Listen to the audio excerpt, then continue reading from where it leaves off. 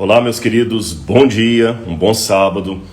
Desculpe os 5 minutinhos de atraso aqui, questões técnicas, mas agora já ajeitei o microfone e às vezes ele cai um pouquinho aqui, porque ele é fino para essa... o pano da camisa é fino aqui, mas a gente vai ajeitando, tá bom? Se ele cair, eu arrumo de novo aqui.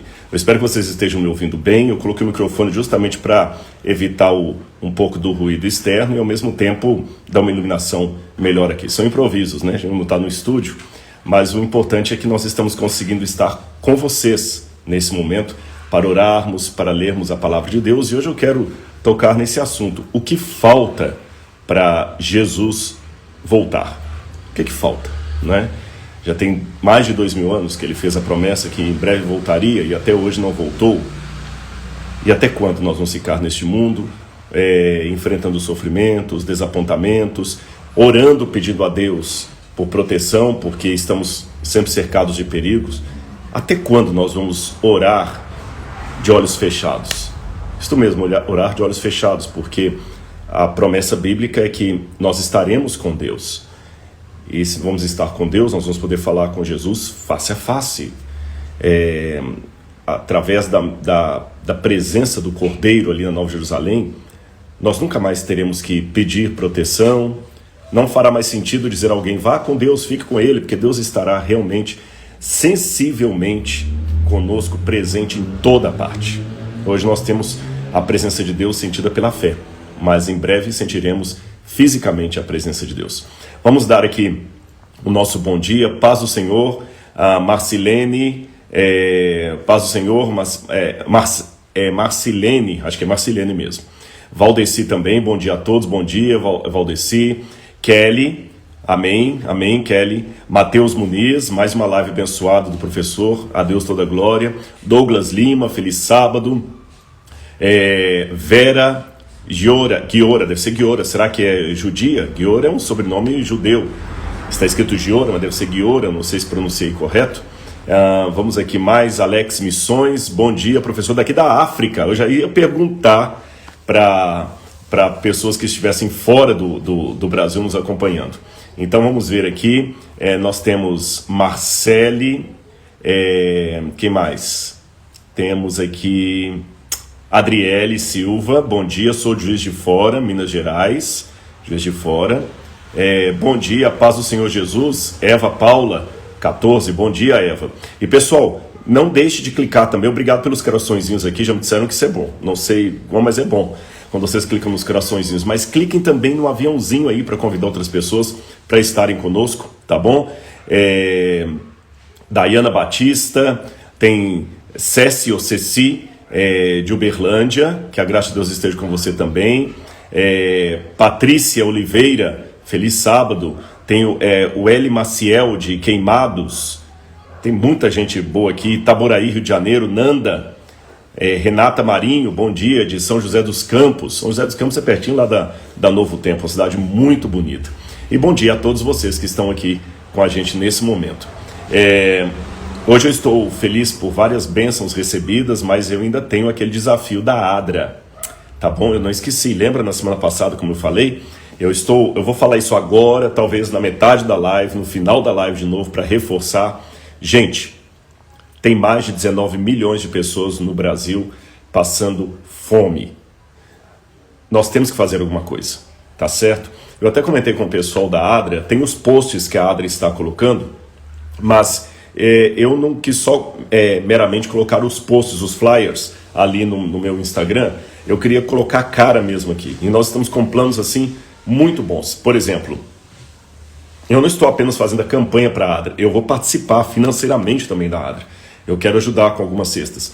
E eu já me comprometi com eles, nós vamos conversar detalhes amanhã e segunda-feira, por eu estar em Belo Horizonte, para evitar que eu viaje para São Paulo ou para outro lugar, nós vamos visitar algumas famílias necessitadas aqui. Eu vou filmar, vou mostrar para vocês, não expondo a pessoa, não quero jornalismo de sensacionalismo. Se a pessoa autorizar, aí eu vou contar da experiência dela, da luta dela, e nós vamos levar pessoalmente, eu vou levar pessoalmente ali o Vale Cesta Básica, o Vale Cesta Básica para essa pessoa e vou incentivar você. Rodrigo, como é que eu faço para participar? Fique atento, tá bom? Eu vou colocar sempre no meu Instagram aqui QR Code com o número da conta. A ADRA é uma instituição séria. Vou fazer algumas lives durante a semana para convidar você para participar. Tem um cantor, que por enquanto eu não vou revelar o nome dele, um cantor muito famoso. Ele não é cantor gospel e é muito famoso mesmo. E ontem eu falei com ele por telefone e eu falei, olha, eu sei que você é muito famoso, mas você toparia fazer um trabalho comigo, uma live solidária, assim, para pegar os seus fãs e tudo mais? Eu me surpreendi, que ele falou assim, eu conheço o trabalho da Adra, eu conheço o trabalho de vocês adventistas, é um trabalho sério, para mim é uma honra. Aí eu falei, nossa, então me passa o contato do seu assessor pra gente conversar. Ele falou, não, Rodrigo, pra que assessor? Pode falar direto comigo, não vou meter o assessor nisso, é com você. Onde você quiser eu vou pra gente fazer a live, então aguardem, tá bom? Aguardem. Todo mundo que é fã desse cantor aí, nós vamos juntos aí trabalhar para ajudar a alimentar o nosso semelhante. Tá bom, gente? Muito obrigado por esse carinho. Essa semana vou respirar Adra. Adra, para quem não sabe, é uma agência adventista de assuntos humanitários, assim como tem a Cruz Vermelha, tem a Médicos Sem Fronteiras, tem a Unicef, tem algumas ONGs, né? A Adra tem essa ONG. No mundo inteiro ela participa. Quando tem um terremoto num país, a Adra está lá com o jaleco verde, ajudando as pessoas com questão de terremoto, campos de pessoas que são vítimas da guerra, sabe? Aqueles campos de refugiados, sempre a Adra está lá. Nesses países que têm problemas de guerras, terremotos, tsunamis, a Adra tem um tipo de atividade. No Brasil ela tem outra, porque aqui a gente não tem essas catástrofes naturais tão fortes como lá, mas nós temos gente passando fome e a Adra está aí. Graças a Deus por isso. Foi, aliás, o atendimento de uma oração. Porque eu falei com vocês na semana passada como eu fiquei com vergonha de mim mesmo. Você está aqui me seguindo no Instagram, muita gente está seguindo o meu canal, está inscrito no meu canal, e eu podia movimentar toda essa gente aí para ajudarmos de maneira conjunta a mitigar um pouco da fome no mundo, tá bom? Então convide seus amigos aí, aperte no aviãozinho, que eu vou orar e a gente vai começar a ler a palavra de Deus, hoje falando o que falta para Jesus voltar. Vamos orar então a Deus? Querido Senhor, amado Pai, em nome de Jesus, nós estamos agora para começar a ler a Tua Palavra. Que o Teu Espírito esteja conosco, que o Teu Espírito fale ao nosso coração e ajuda-nos, Senhor, a amar o nosso semelhante, como o Senhor mesmo nos amou, e amar a Ti, Deus Criador, acima de todas as coisas. Que este seja o resumo dos mandamentos na nossa vida, em nome de Jesus. Amém, Senhor. Muito bem, meus queridos. A breve volta de Jesus, eu vou desligar aqui os comentários, mas uma vez obrigado a todos que estão com a gente aqui, viu? Vamos ver aqui, desativar os comentários, muito bem, mas continua enviando o aviãozinho para convidar as pessoas. A promessa da segunda vinda de Cristo é um dos assuntos mais repetidos na Bíblia Sagrada.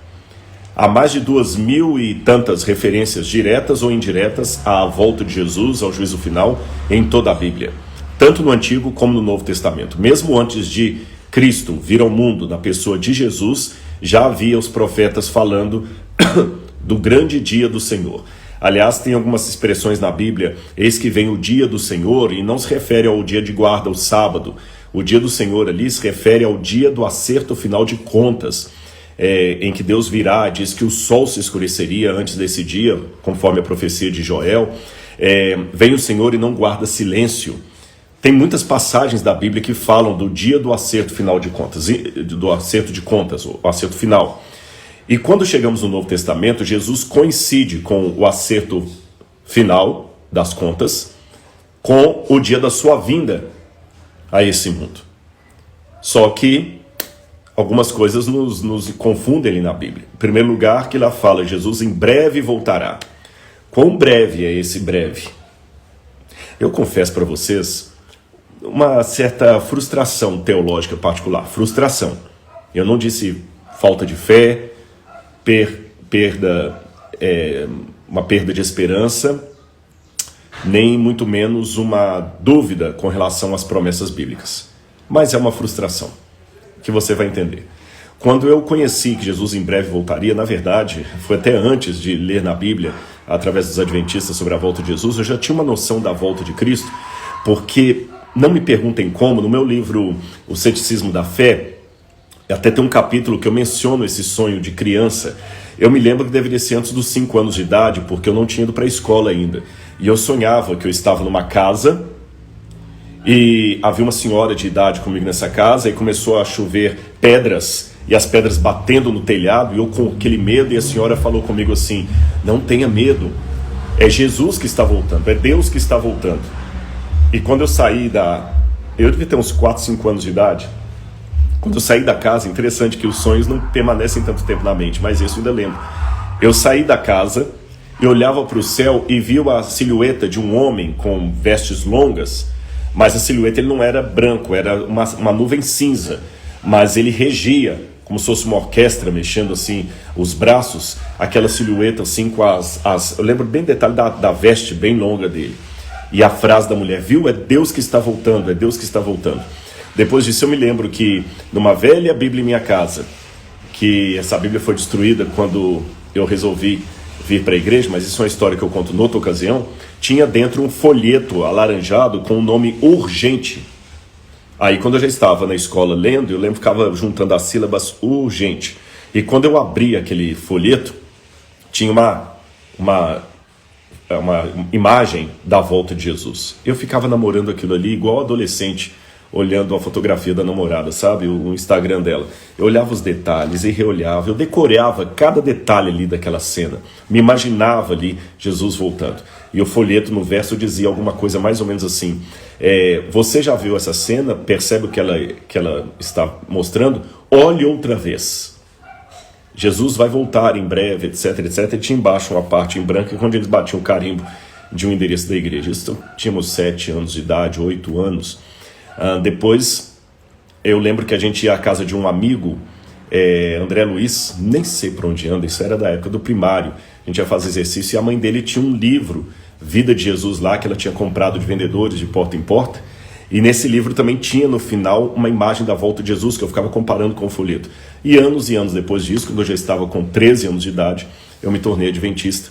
E aí eu entendi a questão da doutrina da volta de Jesus na Bíblia. Aí tudo descortinou por mim. Mas naquela época, eu pensava que Jesus iria voltar dentro de 1, 2, 3 anos. E ele não voltou. Ele não voltou. E passou mais tempo e ele não voltou. E surgiu toda uma efervescência que no ano de 2000 ele voltaria, o mundo, até tinha um adágio: 1000 passará, 2000 não chegará, e nós já estamos em 2021, ele não voltou. Eu esperava que eu não ia nem terminar teologia, e eu já terminei teologia, já dei aula de teologia, tem alunos meus, ex-alunos meus, que hoje são presidentes em alguns campos da Igreja Adventista, e ele ainda não voltou e eu estou aqui. E a Bíblia fala que em breve voltará. Quão perto é o perto? Sabe, quando você vai para Apocalipse ali, ele diz para João de maneira bem clara e sem nenhuma reserva: eis que venho sem demora, e comigo está o galardão. Sem demora já tem 2000 anos. Aí eu já vi várias explicações, assim, demora do ponto de vista de Deus, tá? Mas eu tô do lado de cá. Deus não escreveu a Bíblia para ele escreveu para nós. Até que eu entendi, alguns também apegam muito a questão dos sinais, eu vou entrar neles daqui a pouquinho. Até que eu entendi que essa expressão sem demora na Bíblia, ela não é uma expressão necessariamente cronológica, mas qualitativa. Como assim, Rodrigo? Não entendi. Eu vou ilustrar e você vai entender. Tem uma fotografia que às vezes eu uso quando eu falo isso em palestra, que mostra uma pedra bem pontuda, assim como está a minha mão aqui, e uma outra pedra enorme por cima dela, como está a Bíblia em cima da minha mão. Tá certo assim, ó? E a erosão está acontecendo aqui. É fato, dizem os geólogos, que essa pedra de cima cairá a qualquer momento. Mas os próprios geólogos dizem que aquela pedra que está apoiada na outra está prestes a cair, mas ela pode ficar 1000 anos sem cair. Ela ficou até agora, pode ficar mais 1000 anos sem cair, ou pode cair a qualquer momento. Quando eu ouvi isso e li sobre essa história, eu falei: nossa, eu nunca queria ter uma casa construída ali, embaixo daquela pedra. Mas alguém pode falar: não, mas o geólogo falou que ela pode ficar ainda 1000 anos intacta. Sim, mas o geólogo falou que ela também pode cair a qualquer momento. Este é um a qualquer momento não cronológico, mas qualitativo. Não significa que a pedra vai cair amanhã cedo, não é uma coisa que dá para marcar no relógio. mas significa que a qualquer momento ela pode cair. Sem contar que, do ponto de vista individual, a volta de Jesus pode acontecer para mim agora, se eu morrer. Porque a partir do momento que eu morrer, a Bíblia fala que será no abrir e fechar de olhos, e eu já vou alcançar a ressurreição. A primeira, que é a dos justos, ou a última lá depois do milênio, que é a dos ímpios. Então temos que estar preparados para a volta de Jesus. A qualquer momento ele pode voltar. Tá, Rodrigo, a qualquer momento, mas ainda assim o nosso coração está em angústia. Eu estou falando para pessoas aqui que de repente estão enterrando um ente querido hoje. Você deve estar agora, você entrou agora acidentalmente no Instagram e começou a pegar essa mensagem, e agora eu quero falar com você. Você deve estar assim: Rodrigo, nesse momento eu acabei de receber a notícia que meu tio, meu pai, meu primo, meu filho precisa ser entubado e não há vaga para ele em hospital da região, eu estou desesperado. O que eu faço? Eu nem sei porque que eu estou aqui assistindo isso, eu devia estar correndo, tentando ligar para um lugar e para o outro. Deixa eu falar uma coisa para você. A esperança da volta de Jesus não é uma coisa inócua. Ela tem sentido. Ele vai voltar. Tá, e por que ele ainda não voltou? O que falta? Bom, vamos abrir a Bíblia comigo no Evangelho de Lucas, capítulo 21. A primeira coisa que eu me chama a atenção quando eu leio o capítulo de Lucas capítulo 21, é que Lucas fala, por exemplo, no verso 10. Nação se levantará contra nação, reino contra reino, haverá grandes terremotos, epidemias e fome em vários lugares, coisas espantosas e também grandes sinais vindos do céu. Realmente é o que nós estamos vendo agora: terremotos, grandes terremotos, epidemias, ó, o Covid aí, coisas espantosas.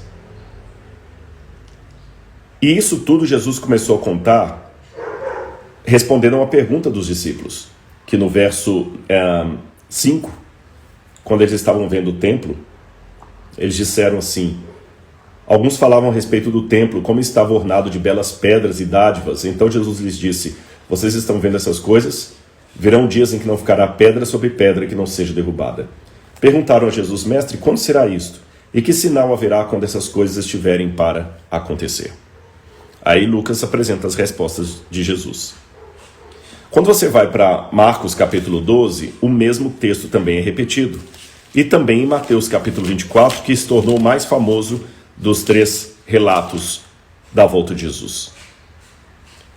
Aí alguém pode estar me perguntando do outro lado: espera aí, Rodrigues, para só um pouquinho, para, senão nem vou continuar ouvindo sua mensagem. Eu já não caio mais nessa de pegar a passagem da Bíblia sobre epidemia e falar que isso é sinal seguro de que Jesus em breve voltará. Sabe por quê? Você leu aqui epidemias e já lembrou do Covid. Mas se eu estivesse lendo essa Bíblia na Idade Média, eu leria epidemia e já apontaria para a febre negra, para a peste negra. Você sabe, a peste negra foi aquela doença vinda da urina do rato, da leptospirose, mas não tinham sido ainda não tinha entendido a razão dela, e milhões de pessoas morreram na Europa na Idade Média por causa da peste negra. Se eu estivesse lendo Lucas na época 21, na época da Idade Média, eu ia olhar para a peste negra e falar assim: olha, Jesus está perto de voltar, porque realmente tem uma peste aí. Se eu estivesse, uma epidemia, se eu estivesse lendo isso aqui na época da gripe espanhola, eu também estaria falando: ó, Jesus está perto de voltar, porque falou que ia ter epidemias. Se eu estivesse lendo na época do século XVIII, 1755, quando todo mundo estava assombrado com um grande terremoto de Lisboa, olha, haverá grandes terremotos, Jesus vai voltar a qualquer momento, porque tem terremoto. Só que o terremoto de Lisboa foi no século XVIII, nós estamos no século XXI, e ele não voltou ainda. A peste negra ficou séculos no passado e ele não voltou ainda. Então quem te garante que eu apontar terremotos, guerras e falsos profetas hoje também, indicação que Jesus em breve voltará? Essas coisas sempre existiram. É verdade. Mas para responder justamente a esta pergunta, que vem a ênfase que Mateus dá, que é ligeiramente distinta da ênfase de Marcos e de Lucas. Quando eu digo ligeiramente distinta, eu não digo contraditória, não há contradição na Bíblia, mas é uma ênfase, um outro prisma do mesmo objeto, tá certo? Se você tiver uma Bíblia aí, abra comigo para você ver uma coisa que acontece. Mateus capítulo 24, a mesma coisa, os discípulos saem, Jesus fala que o templo seria destruído de Jerusalém, e eles perguntam, Senhor, quanto será essas coisas, ou seja, a destruição do templo, e que sinal haverá da tua vinda? É interessante que eles não perguntam que sinais haverá da tua vinda, eles perguntam que sinal haverá da tua vinda. Aí Jesus viu que os discípulos estavam achando que a destruição de Jerusalém e a segunda vinda deles seriam a mesma coisa. Então, para não desanimá-los, ele deu exemplos de cada um dos acontecimentos, mas no mesmo discurso. Mas a primeira palavra que Jesus começa dizendo é a seguinte: capítulo 24 de Mateus, verso 4. Tenham cuidado, que ninguém os engane. Então, cuidado. Não se deixe enganar. Por quê? Porque virão muitos em meu nome. Então, antes que eu volte, virão muitos dizendo que são eles. Virão muitos em meu nome dizendo, eu sou o Cristo. Agora tem um monte de gente pedindo para eu comentar de um sujeito aí de Israel que está se proclamando o Messias, mas isso é fake news. Já até eu não fui atrás disso porque é fake news. Em Israel ninguém está falando disso, ninguém está dando uma bola para esse negócio de Messias. Não tem nada a ver. E, gente, são milhões de judeus ao redor do mundo. Se tiver um louco aí falando, eu sou o Messias, e juntar 20 em torno dele, não significa que Israel agora reconheceu que o Messias voltou. Mas, de qualquer maneira, é um louco. Tem muitos aí falando que ele é o Cristo. Já apareceram vários. Aqui no Brasil nós temos o Henrique Cristo, falando que ele é a encarnação do Cristo. Você teve um outro de Porto Rico, esqueci o nome dele agora real, que morreu há pouco tempo. O homem parecia todo bonitão na internet, todo maquiado e tudo. Tem um monte de falso Cristo e falsos profetas também, pessoas arrebatando as pessoas. Mas só que ele falou, cuidado, não deixe ninguém enganar vocês não. E ele continua dizendo, porque muitos virão em meu nome dizendo, eu sou o Cristo, e enganarão a muitos. Agora que tem. E vocês ouvirão falar de guerras e rumores de guerras. Fiquem atentos e não se assustem, porque é necessário que isto aconteça. Mas ainda não é o fim. Percebeu? Mas ainda não é o fim. Essa ênfase aqui que eu gostaria de dar para vocês. As guerras não são um sinal seguro de que Jesus está perto de voltar. Porque ele falou, ainda não é o fim. E ele continua dizendo, porque nação se levantará contra nação e reino contra reino. Haverá fomes e terremotos em vários lugares. Porém, todas essas coisas são o princípio das dores. Gente, eu vou fazer uma autocrítica para vocês da Igreja Adventista, a igreja que eu pertenço. Ela tem uma característica teológica que, por um lado, é uma grande bênção, por outro, se não for bem trabalhada, pode se tornar um problema para a igreja. Qual característica? A Igreja Adventista ela nasceu num contexto de pregação apocalíptica. Um dia eu posso explicar isso para vocês. Muita gente fala assim, os Adventistas, sugiro que Ellen White profetizou que Jesus voltaria em 1844, falsa profetisa, ele não voltou. Desculpa, não tem nada a ver isso. Você pode até não concordar com a igreja, mas não fale o que não é verdade, tá bom? Quando houve o desapontamento de 1844, participaram aqueles que no futuro se tornariam adventistas, mas não existia a igreja adventista. Quem se decepcionou em 1844 foram cristãos americanos, maioria protestantes, porque havia alguns católicos no meio, mas a maioria protestantes. Então o desapontamento de 1844 foi um desapontamento das igrejas protestantes, porque Guilherme Miller era batista. E junto com ele havia um grupo enorme de metodistas, episcopais, luteranos, Christian Connection, que é uma igreja que só tinha nos Estados Unidos, outros ramos ali menores, até Quakers. Então foi um movimento que juntou um monte de, quase 2 milhões de pessoas só de protestantes. Não havia igreja adventista. Mas Rodrigo, mas fala que era o desapontamento dos adventistas. É porque aquele grupo foi apelidado de adventista, porque adventista vem de adventus. Adventus, advenit, aquele que está por vir, no latim. Então adventista é aquele que está esperando aquele que está por vir, aquele que está esperando o advento, a volta de Jesus. Eles foram apelidados de milleritas e de adventistas. Tá certo? Porque eles estavam esperando a volta de Jesus.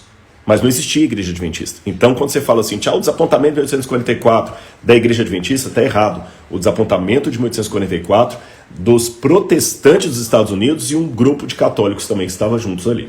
Essa que é a realidade, não estou puxando sardinha. Tá certo? Depois desse desapontamento, é que um grupo vai, alguns voltam para a igreja matriz, outros ficam sem rumo, e um grupo resolve estudar a Bíblia para ver onde eles erraram e chegam à conclusão que o erro estava em determinada interpretação de Guilherme Miller, e aí fundaram a Igreja Adventista do Sétimo Dia, da qual Guilherme Miller nunca fez parte. Ponto. Registrado isso, a Igreja Adventista nasceu num contexto apocalíptico. Eles nasceram do desapontamento de achar que Jesus voltaria em 1844 e não voltou. Como o cristianismo também nasceu de um desapontamento, o cristianismo acreditava, os apóstolos acreditavam que Jesus seria aquele Messias que ia vir com o exército, ia mandar embora os romanos, ia emplacar Israel como o centro do mundo. E ele não fez isso, ele morreu crucificado. E o desapontamento foi tão grande que mesmo após a ressurreição de Jesus, quando ele está subindo ao céu, a última coisa que eles ainda perguntam para Jesus é: Senhor, peraí só um pouquinho, antes do Senhor subir, afinal de contas, e as promessas do Antigo Testamento? É nesse tempo que o Senhor vai restaurar o reino a Israel? Olha a pergunta que eles fazem. Quando eles perguntaram: Senhor, é nesse tempo que o Senhor vai restaurar o reino a Israel? Eles não estavam entendendo que era para formar um movimento que ia se chamar Igreja Cristã, cristianismo. Eles entenderam que Jesus deveria cumprir com o judaísmo aquela expectativa messiânica que os judeus tinham, e por alguma razão ele não cumpriu, ele frustrou a expectativa de todo mundo, até de João Batista. Porque quando João Batista foi preso e Jesus aparentemente não fez nada, João Batista mandou 2 discípulos perguntarem a Jesus: escuta, pergunta se é ele mesmo que tinha que vir ou se eu tenho que esperar outro, porque ele não está parecendo aquele que as profecias mostravam. Aliás, eu já uma vez conversando com um rabino em Jerusalém, ali perto do Muro das Lamentações, ele jogou isso na minha cara. Ele falou assim: sabe por que o seu Jesus não pode ser o Messias? Porque as promessas do Antigo Testamento são, ele não fala Antigo Testamento da Tanakh, a gente que fala Antigo Testamento, as promessas das Escrituras são que o Messias, quando viesse, proclamaria a paz mundial.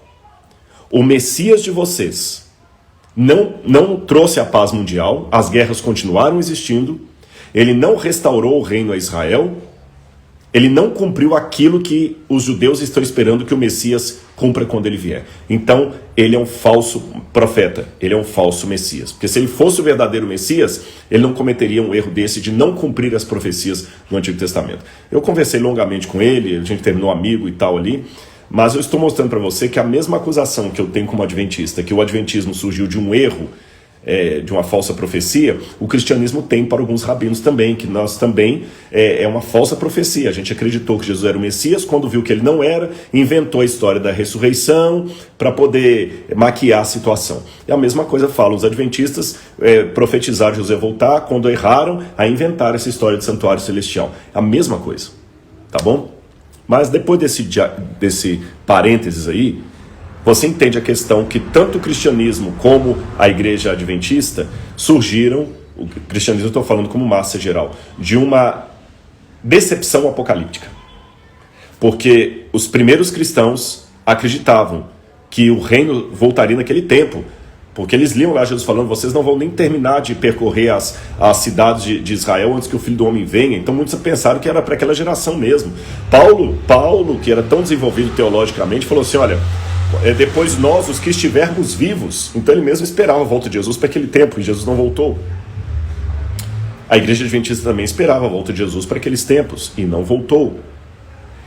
Como a igreja surge nesse ambiente apocalíptico, isso foi por um lado bom, tanto para o cristianismo primitivo quanto para a igreja adventista, porque a iminência da volta de Jesus dá para você um senso de missão, sabe? Aquela questão de urgência, eu tenho que falar. É mais ou menos como uma história que contaram de um tsunami, que a menininha, ela viu quando o mar recuou.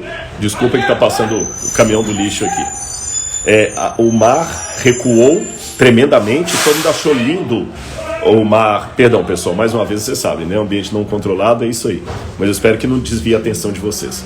Como eu estava falando, uma menina na praia viu que o mar recuou metros e metros e centenas de metros E todo mundo achou lindo o mar recuando e vários peixes diferentes aparecendo e pulando ali no tudo rasinho. E ela lembrou da aula que ela tinha tido em casa com a professora, que aquilo significava que um tsunami estava por vir. Então ela começou a desesperadamente gritar para todo mundo e parece que ela conseguiu salvar a família dela e algumas pessoas. Que ela começou, gente, corre, corre, corre, porque vai vir um tsunami. A sensação daquela menina é a sensação de quem participa de um movimento apocalíptico, que está seguro que Jesus em breve voltará, que o juízo final vai acontecer. Ele não perde tempo. O tsunami está chegando, então eu tenho que levantar e proclamar para todo mundo que ele vai voltar.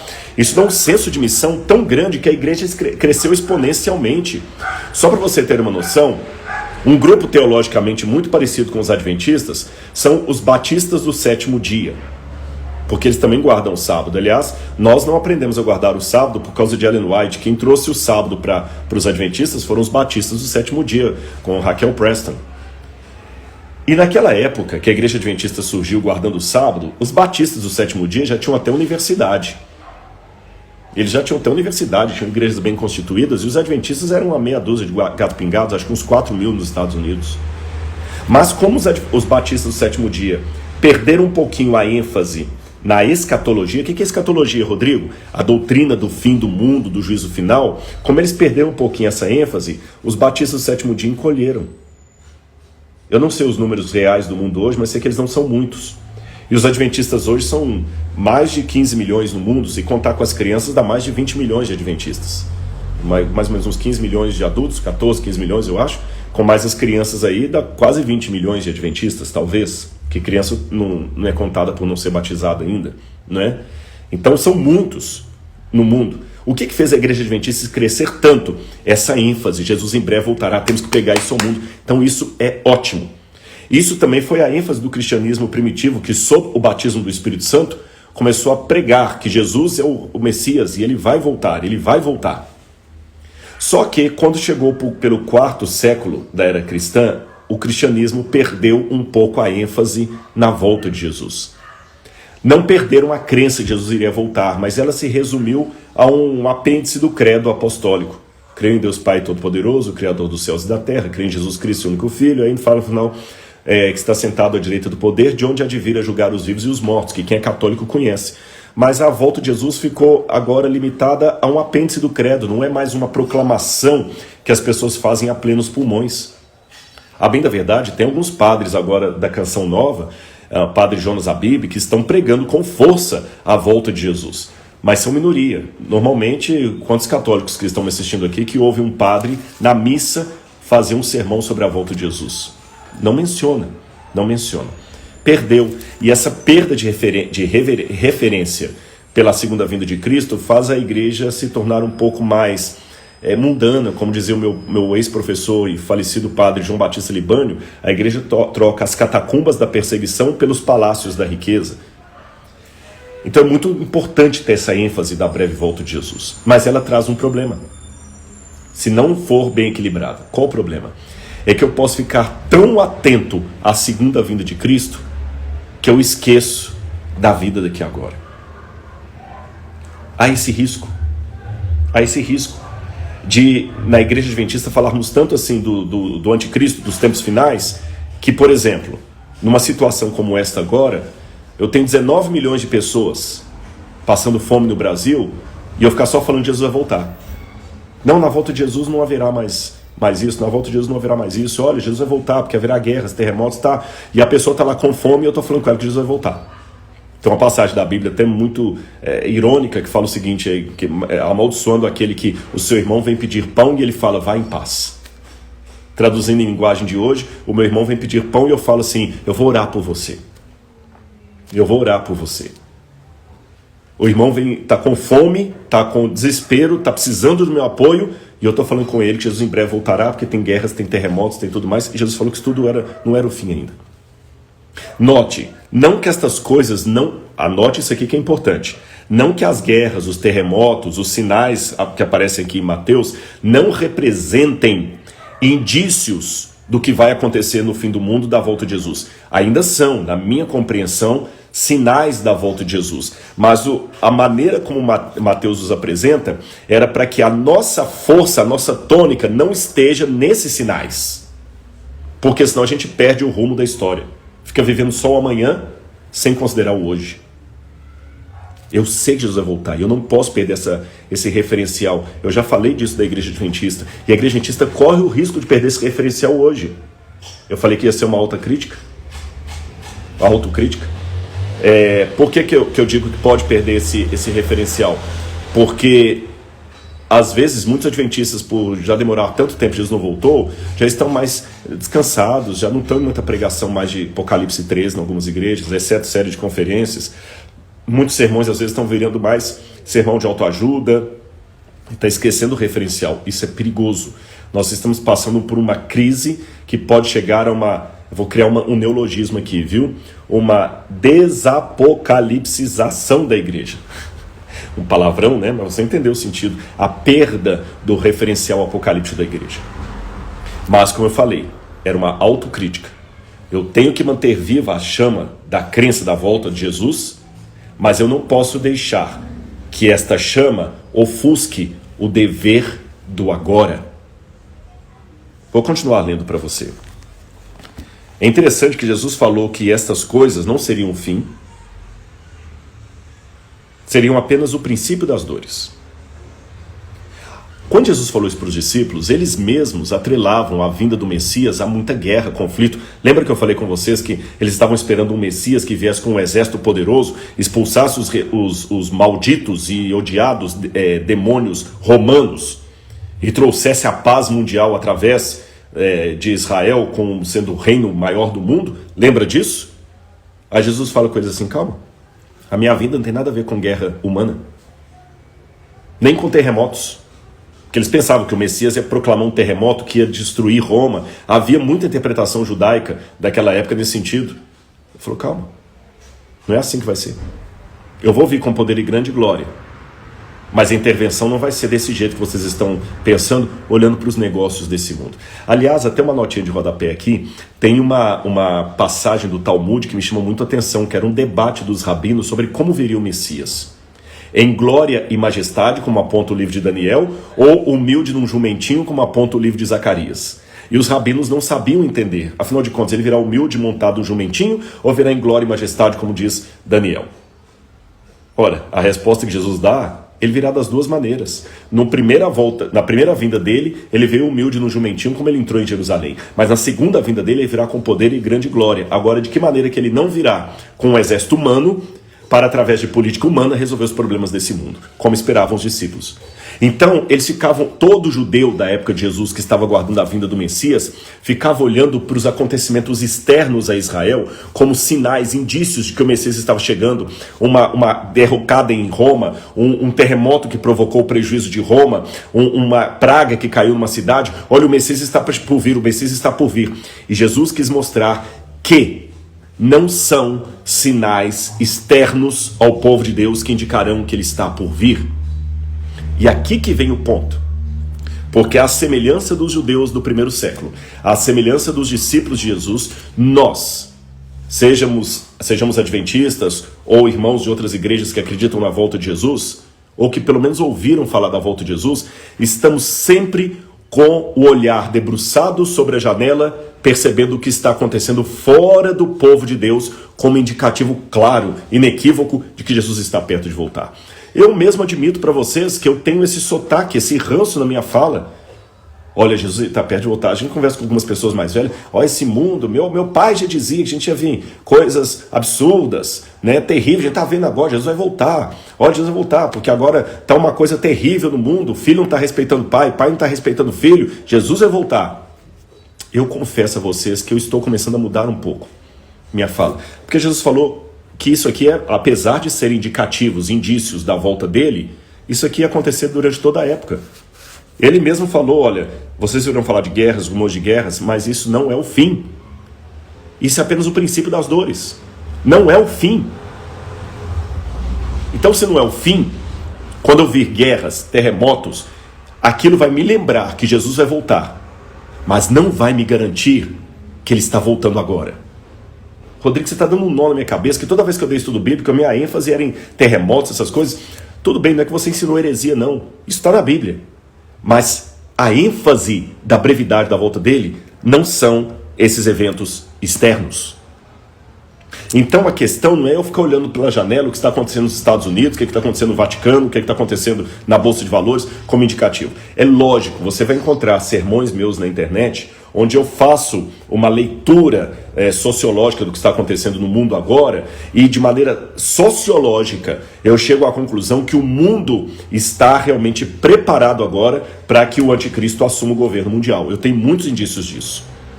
Pela primeira vez, vou dar uns 2 ou 3 aqui para recapitular, mas você pode assistir esses sermões meus, estão aí no meu canal do YouTube, na Igreja Adventista, em algumas semanas de oração que eu fiz sobre o Apocalipse. Eu vou dar alguns sinais para vocês aqui, alguns indícios que me mostram que agora, mais do que nunca na história, o mundo está política e socialmente preparado para que Jesus volte nos próximos anos, no próximo decênio. Quer exemplos? Vamos lá. Sempre houve epidemias no mundo, mas pandemia, no sentido literal da palavra, é a primeira vez. Eu sei que alguém pode falar, Rodrigo, desculpa, não fala bobagem, não, eu sou médico, há outras pandemias registradas na história, você não fala do que você não sabe. Com todo respeito, pandemia é a primeira vez, eu insisto, e vou explicar por quê. Eu já lecionei história, e a gente falava da Primeira e Segunda Guerra Mundial. Mas, literalmente falando, não foi uma Primeira Guerra Mundial, porque nem todos os países do mundo estavam envolvidos. Nem a Segunda Guerra Mundial foi de fato mundial, apesar de ter esse título. Tá certo? Apesar de ter esse título. O Sudão não participou da Segunda Guerra Mundial. A Nigéria não participou da Segunda Guerra Mundial. O Nepal não participou da Segunda Guerra Mundial. A Índia não participou da Segunda Guerra Mundial. Então a Segunda Guerra Mundial, aliás, ela foi ambientada na Europa.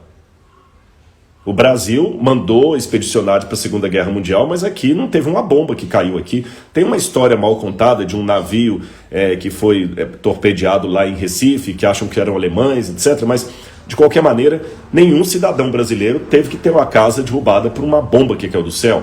Então a Segunda Guerra Mundial não foi de fato mundial.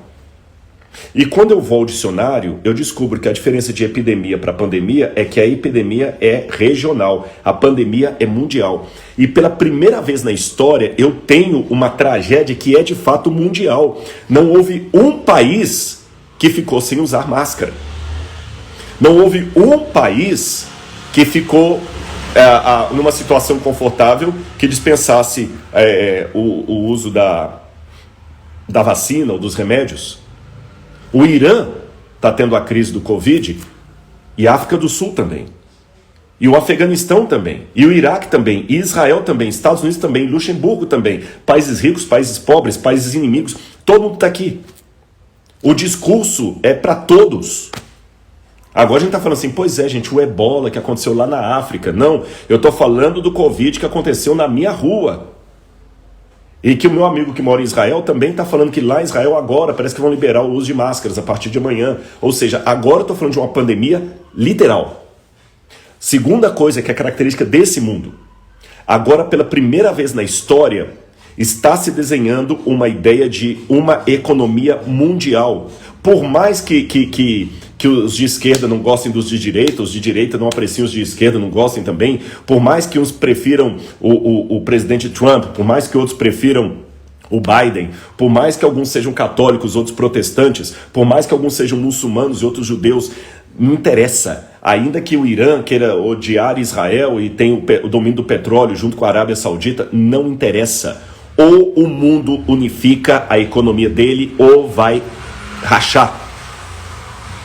Não é questão de quem gosta ou não gosta, não tem outro jeito. É o que tem. Então, realmente, agora nós temos o caminho preparado para um governo único, mesmo que o de esquerda continue de esquerda, o de direita, o comunista continue comunista, o socialista socialista, o capitalista capitalista, o liberal capitalista, não interessa. Tem que ter uma agenda única. O mundo não suporta mais do jeito que está. O reset não é teoria da conspiração. O reset está para acontecer. Então, gente, eu olhando para o mundo, essa é a ênfase que eu dou nos sermões, o mundo tem realmente um cenário prontinho para que o anticristo previsto em Apocalipse 13 comece a atuar. Eu tenho certeza acadêmica disso, de estudo. Agora, preste atenção, porque agora que vem o ponto principal. Se o que eu vou revelar daqui a pouquinho não acontecer, sabe o que pode ocorrer?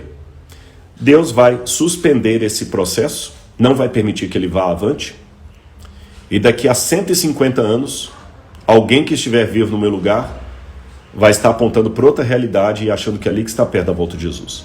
Sabe por que eu digo isso? Eu espero que seja claro para vocês onde é que eu estou querendo chegar. Quando o povo de Israel foi liberto com mão poderosa de Deus do Egito, Canaã já estava pronta para recebê-los. Eles podiam chegar em Canaã com 40 dias, ou até menos. Menos. Um mês e pouco, eles chegarão em Canaã. Tranquilos. Então, se eu fosse olhar com linguagem profética ou apocalíptica o que aconteceu, depois de séculos como escravos no Egito, chegou o momento em que Deus poderia agir, e ele agiu. Ele trouxe Moisés, deu as pragas, olha os sinais da libertação. Imagine agora o êxodo como sendo uma espécie de volta de Jesus para os hebreus do Egito, tá bom? Vamos imaginar assim. O êxodo, a libertação, é a volta de Jesus para eles. Antes ali, o que aconteceu? O faraó assume, Moisés volta do deserto, tudo pronto, volta do deserto. As pragas caem, faraó não se arrepende, não muda a cabeça dele. Deus tira o povo, abre o mar vermelho, gente, que é sinal mais lindo do que isso. Abre o mar vermelho, o povo passa a pé seco. Do outro lado, o mar se fecha, mata faraó, todo o seu exército. E o povo então caminha. Era ou não era o tempo, socialmente falando, propício para conquistar em Canaã? Claro que era. Mas se era o tempo, por que demorou 40 anos a ponto de matar toda aquela geração? Porque o povo saiu do Egito, mas o Egito não saiu deles. O povo estava por demais confiado nos sinais externos. Olha, eu acho que agora a libertação está chegando. Eu posso imaginar dois hebreus conversando no Egito. A libertação está chegando. Por quê? Porque agora Moisés chegou. Aí o outro falou, não, é verdade.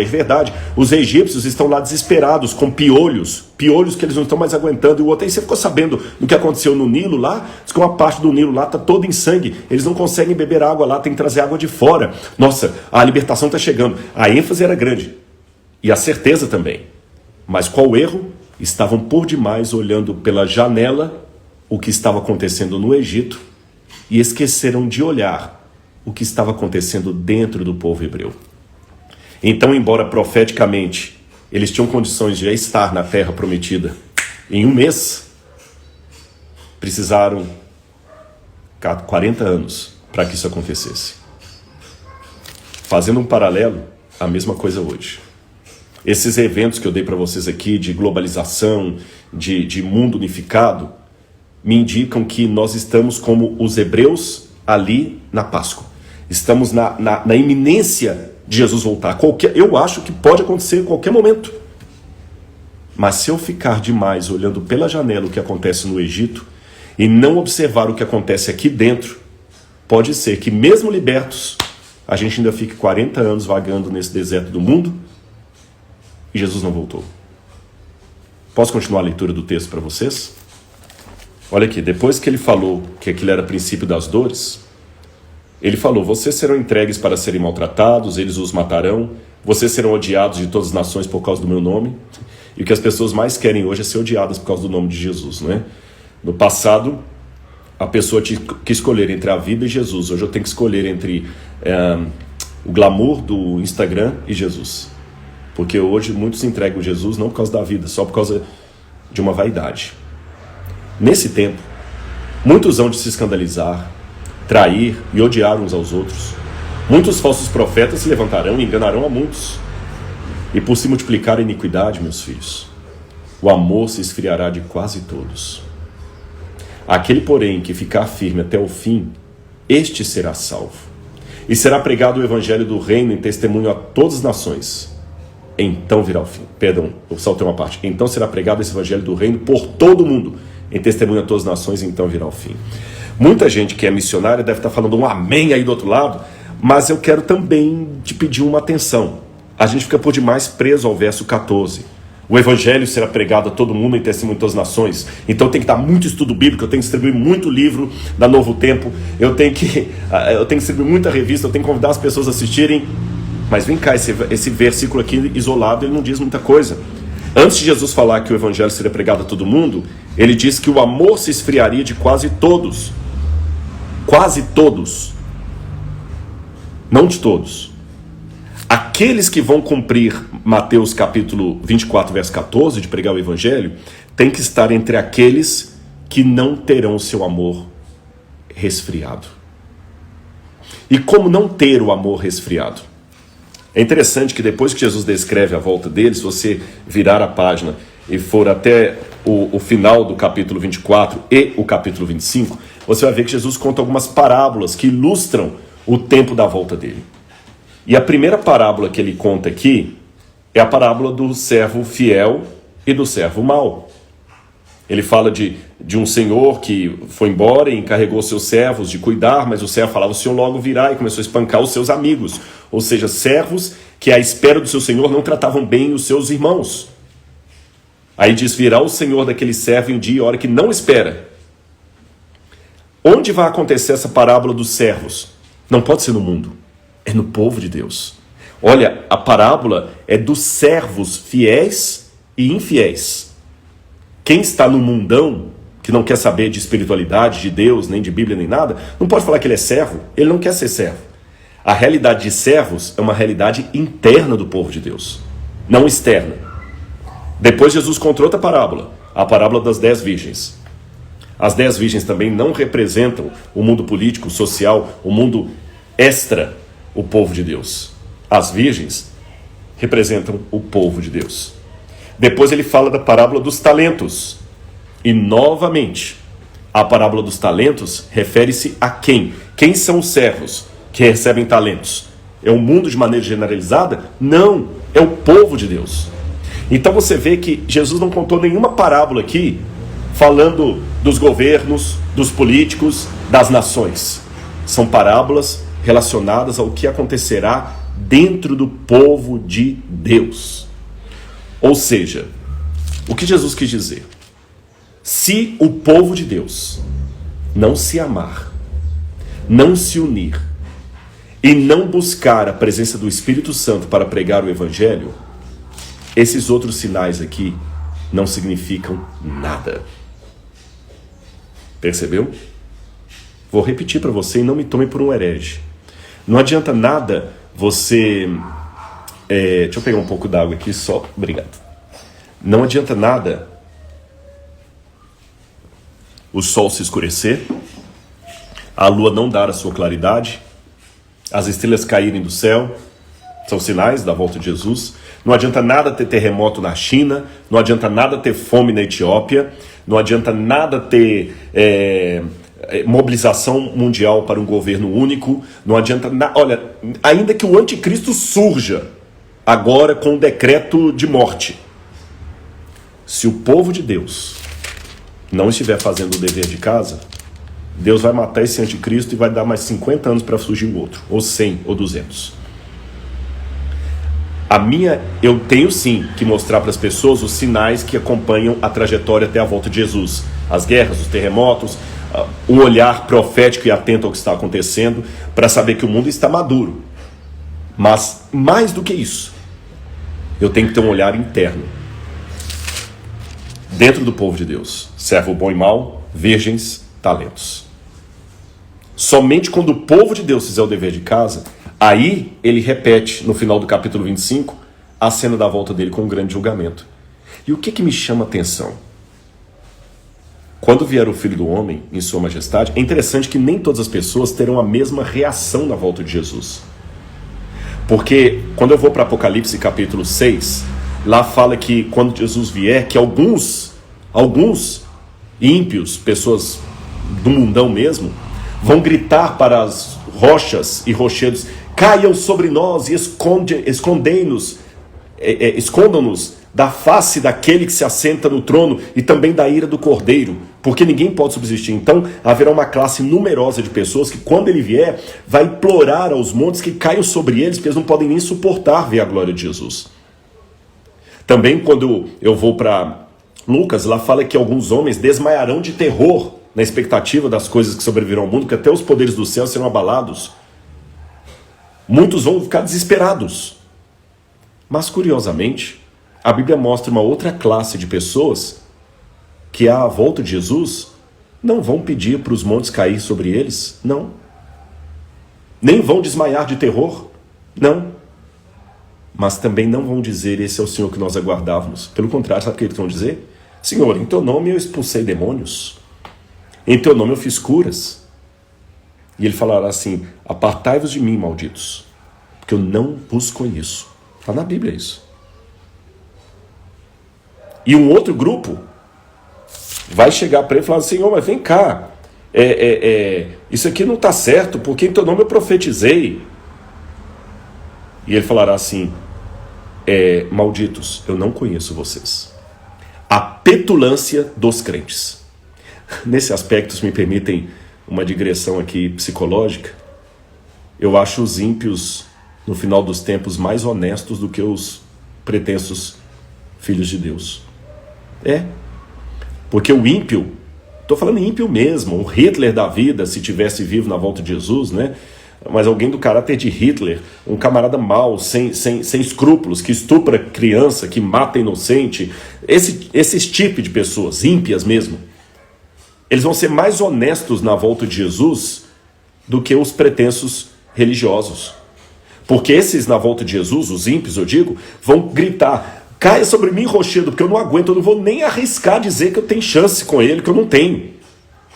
Agora, os pretensos cristãos ou religiosos, que vivem uma religião só de fachada, só de amém, aleluia, e doutrina, esquecendo da piedade que tem que acompanhar essa doutrina, esses com uma arrogância sem tamanho, vão falar, espera aí, por que está subindo ele eu não estou? Olha a audácia. Senhor, em teu nome eu profetizei, em teu nome eu curei. O ímpio pelo menos admitiu que ele não tem chance. Esse ainda quer discutir se não houve um erro de cálculo de Deus. Peraí, senhor, olha direito essa lista aí, vê se eu não estou aí. É impossível, o senhor não vai ser justo se eu não entrar no céu. Eu vou ler nas palavras de Jesus uma das versões desse diálogo dele com esse grupo. E também com o grupo dos salvos. Quando vier, estou lendo Mateus capítulo 25, versos 31 em diante. Quando o Filho do Homem vier em sua majestade e todos os anjos com ele, então se assentará no trono de sua glória. Todas as nações serão reunidas em sua presença. Ele separará uns dos outros, como o pastor separa as ovelhas dos cabritos. Porá as ovelhas à sua direita e os cabritos à sua esquerda. Então o mestre dirá aos que estiverem à sua direita, venham benditos de meu Pai, venham herdar o reino que está preparado para vocês desde a fundação do mundo. Obrigado, Senhor. E ele continua, porque eu tive fome, e vocês me deram de comer. Eu tive sede, e vocês me deram de beber. Eu era forasteiro, e vocês me hospedaram. Eu estava nu, e vocês me vestiram. Enfermo e me visitaram, preso e foram me ver. Então os justos perguntarão, quando foi, Senhor, que o vimos com fome e lhe demos de comer? Ou quando com sede e lhe demos de beber? E quando foi que vimos o Senhor como forasteiro e o hospedamos? Ou nu e o vestimos? Quando foi que vimos o Senhor enfermo ou preso e fomos visitá-lo? O rei respondendo lhes dirá, em verdade lhes digo, ainda que o fizerem a um desses meus pequeninos irmãos, foi a mim que o fizeram. Então o rei dirá também aos que estiverem à sua esquerda, afastai-vos de mim, malditos, para o fogo eterno, preparado para o diabo e seus anjos, porque eu tive fome e vocês não me deram de comer, tive sede e vocês não me deram de beber, estive sendo forasteiro e vocês não me hospedaram, estando nu vocês não me vestiram, achando-me enfermo e preso vocês não foram me ver. E eles perguntarão, quando foi que vimos o Senhor com fome, com sede, forasteiro, ou nu, ou enfermo, preso, e não o socorremos? Aí Jesus repete, em verdade vos digo que sempre que deixaram de fazer a um dos mais pequeninos, foi a mim que o deixaram de fazer. Estes irão para o castigo eterno, porém os justos irão para a vida eterna. Como pregador da palavra de Deus, me chama a atenção que Jesus não falou assim: entre no reino, meus filhos, porque vocês deram muito estudo bíblico. Entrem no reino porque vocês foram fiéis à doutrina, à cristologia bíblica. Então quer dizer, Rodrigo, que eu posso deixar de pregar a palavra e ser herege? Não, de jeito nenhum. É porque essas coisas, na visão de Jesus, estão incluídas na visão humanitária, no comportamento humanitário. Não adianta nada eu dar o pão para o meu semelhante e não mostrar para ele a esperança da vida eterna. Esse é o ponto. Se eu apenas dou o pão para o meu semelhante, mas não levo, através da graça de Jesus, a ter uma vida transformada, a conhecer as promessas de Deus para a vida dele, a conhecer as profecias da Bíblia, eu estou fazendo um trabalho porco. Do outro lado, se eu dou as verdades bíblicas para ele, mas não dou o pão, estou igualmente fazendo um trabalho porco. Então nós não temos que ficar agora com uma falsa dicotomia. O que a igreja tem que fazer? Pregar ou ação humanitária? Gente, essa pergunta é estúpida.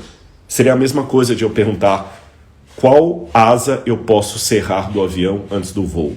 Nenhuma das duas. O avião precisa de duas asas para voar.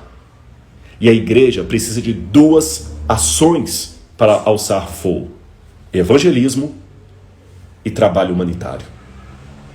Qualquer matéria sobre eclesiologia que negue uma dessas asas não alcança voo.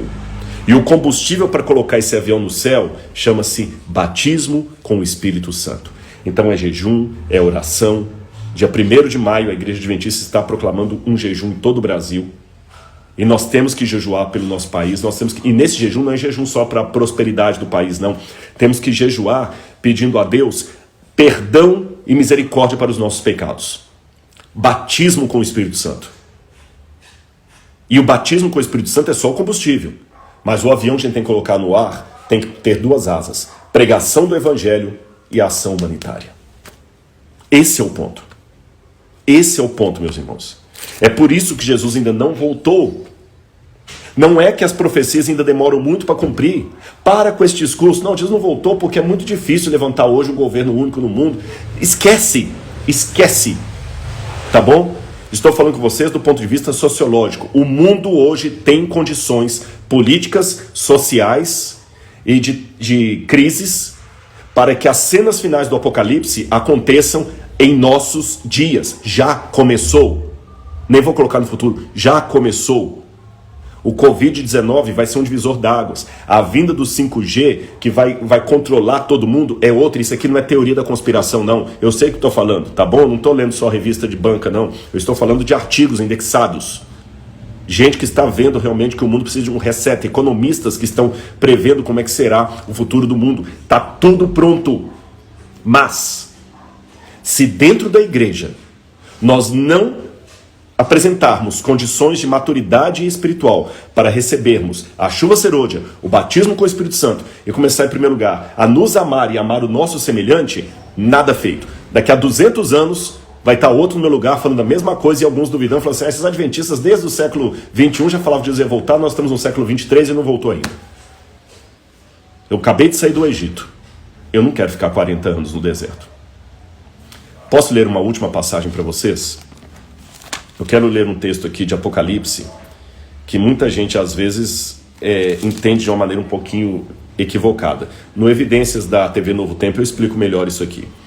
Quando Jesus abre o 5º selo do Apocalipse, que são eventos que antecedem a volta de Jesus, João vê os mártires que morreram por causa da palavra de Deus.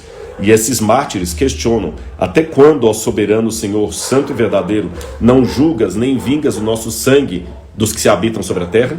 Aí a resposta que foi dada foi a seguinte: foi dada a cada um deles uma veste branca. E lhes foi pedido que repousasse um pouco mais de tempo, até que se completasse o número dos seus conservos e irmãos seus que iam ser mortos como eles também foram. Muita gente pensa que esse completado número aqui é uma coisa matemática, que Deus tem um número em mente que Ele quer salvar. Mas existe uma outra possibilidade de interpretação um pouco mais fiel ao texto, mesmo porque a tradução aqui nem está colocando todas as palavras que tem e que não tem ali no grego, com a palavra aritmos, número. Esse completar significa de maturidade, até que seus irmãos estejam maduros. E é interessante que ele fala, irmãos seus que vão ser mortos como eles também foram. Será que hoje eu estou espiritualmente maduro bastante para, se a perseguição chegar, eu aceitar ser morto por Cristo? Eu sei que depois do fechamento da porta da graça não haverá mártires, mas antes sim. Se hoje eu não deixo a vaidade por amor de Jesus, será que eu vou deixar nesse tempo? Aí de repente, aquilo que mais me frustrou, e eu falei no início dessa live, que é a frustração teológica de Jesus não ter voltado, de repente a misericórdia de Deus para comigo, porque eu não estou pronto. Pense nisso, meus amigos. Eu resolvi falar tanto de assistência social porque, como eu já falei na live passada, eu fui muito machucado pelo Espírito Santo quando eu vi uma matéria aí na TV. Eu, em nome de Jesus, eu vou participar financeiramente com tudo que eu puder fazer. A gente não vai conseguir resolver a fome das 19 milhões de pessoas no Brasil, e mesmo que conseguíssemos, tem outras. Mas sabe aquela velha história do menininho que ficava jogando estrelinhas no mar? Né? E um velho viu, por que você está jogando as estrelinhas na água, meu filho? Ah, porque o sol, elas vêm para cá para a praia, o sol racha, elas morrem aqui, então eu jogo na água para elas voltarem. E o velhinho falou assim, mas tem milhões de estrelinhas do mar aqui na areia, você não vai conseguir resolver a vida de todas. Ele falou, o senhor tem razão, mas fala isso para essa aqui. E jogou na água. Eu não vou conseguir resolver o problema da fome dos 19 milhões no Brasil. Mas se pelo menos uma família conseguir, e conseguir não de maneira desdenhosa, porque eu fiz o mínimo, porque eu fiz o meu máximo, vai valer a pena. Tá bom? Eu posso não ser um empresário tão rico, mas se dentro das minhas posses eu faço o que aquele empresário que é benemérito faz, então está bem. Eu tenho uma pessoa que eu admiro demais, que é o Dr. Milton Afonso. Já ajudou mais de 60 mil alunos a estudar. Mais de 60 mil. Eu não tenho o dinheiro que ele tinha, que ele tem, aliás, dono da Golden Cross, helicóptero, fazendas, tudo. Mas dentro daquilo que eu tenho, eu posso ajudar como ele ajuda. Tem muita gente que é muito pródigo e me pede, você tem o contato do Dr. Milton que eu quero conseguir uma bolsa. Com quanto você vai entrar? Com quanto você vai entrar? Ah, que eu estou apertado, rico também fica apertado, meu amigo. Ou você pensa que só porque o camarada é dono da Golden Cross e tem um helicóptero, ele nunca ficou apertado? Lógico, eu conheço a família, eles também ficam apertados, rico também fica apertado. É um aperto diferente do nosso, mas também é apertado. O que você está fazendo pelo seu semelhante? Então, em nome de Jesus, essa semana eu vou respirar Adra. Vou falar da volta dele, mas eu quero contribuir para dar o pão ao meu semelhante. Porque eu amo Deus acima de tudo. E como eu amo Deus acima de tudo, Ele mandou que eu também amasse o meu próximo como a mim mesmo.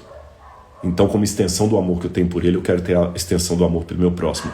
Porque quebra de relacionamento vertical é quebra de relacionamento horizontal. Eu não tenho como ser íntimo de todo mundo, vocês imaginem. Com tantos inscritos no canal, não tem como eu sair distribuindo o meu WhatsApp para todo mundo, para aconselhar todo mundo, não dá para eu fazer isso. Mas dentro do meu universo, dá para eu fazer alguma coisa. E eu acho que é isso que você tem que tentar hoje, tá certo? Eu vou, depois dessa live, eu vou colocar um banner com QR Code, com a conta eu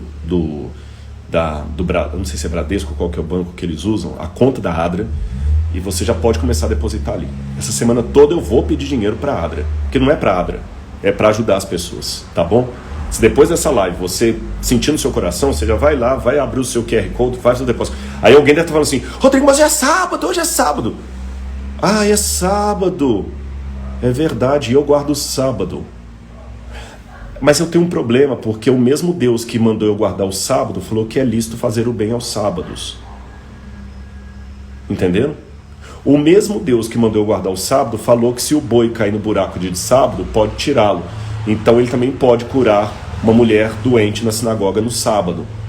Então eu respeito a sua opinião, mas eu no sábado, para esse fim, eu faço um depósito na agência bancária, se for o caso. Porque eu não vou esperar até amanhã não, porque eu posso esperar para depositar segunda-feira ou terça. Mas quem está com fome, ele quer dormir hoje comendo alguma coisa. E nós precisamos montar esses cartões aí para dar a cesta básica. Tá certo? Então, faça o depósito hoje. E essa semana toda você vai me ouvir falando isso. Eu quero incomodar você através do Espírito Santo. Porque eu quero ver Jesus voltando. E eu quero pregar o Evangelho. E eu quero ajudar meu semelhante naquilo que for possível. O que falta para Jesus voltar? O que falta acontecer na minha vida e na sua. Aí ele vai voltar. Ele precisa disso aqui para movimentar os governos do mundo e preparar o cenário final. Pense nisso, meu amigo.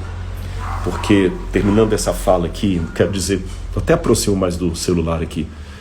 Do fundo do meu coração, eu não quero mais orar por ninguém no hospital. Não é uma coisa que eu faço com prazer. Eu não quero mais visitar alguém que acabou de perder um ente querido. Não é algo que eu faço com prazer. Eu não quero mais ter medo. Eu não quero mais ver gente chorando como talvez alguém está chorando aí do outro lado.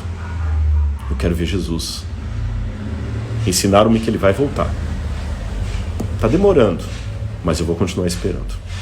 Quer esperar comigo? Quer se aprontar para a volta de Jesus como servo bom e fiel? Pense nisso. Eu vou orar por você agora. Oremos. Amado Senhor, em nome de Jesus, nesse momento eu despeço dessa live, pedindo a unção do Teu Santo Espírito para fazermos o Teu trabalho. Dá-nos a chuva serôdia, Senhor. Prepara o nosso coração, dá-nos consagração, amor pelas almas, para pregar as verdades bíblicas a todo mundo e também dar o pão ao nosso semelhante, o abrigo, o abraço, o conforto. Porque nós te amamos, Senhor, e queremos que o Teu amor em nós possa espalhar pelo mundo. Pois é em Teu nome que nós fazemos esta prece. Amém, Senhor. Um beijo no coração de todos, que a graça de Jesus esteja com cada um de vocês. Muito obrigado.